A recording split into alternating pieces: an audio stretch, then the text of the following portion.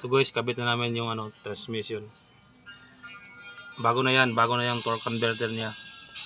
Pinalitan na. Sira kasi yung sa kanya.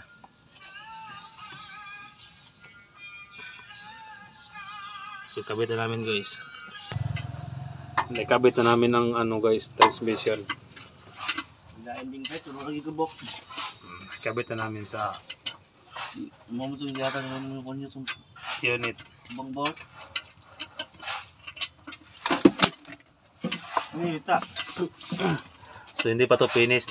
May tawad pa na propeller niya. Just naikabit na namin. Tinawad pa yung converter, tinawad.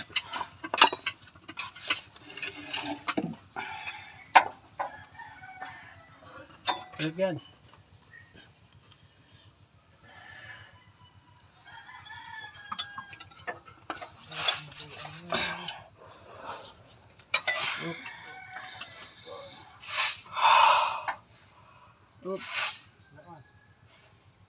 Ay.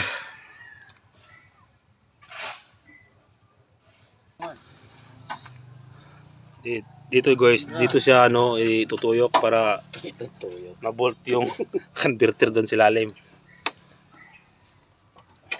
Yan. So abang-abang lang sa part 3 guys. Euro test na namin.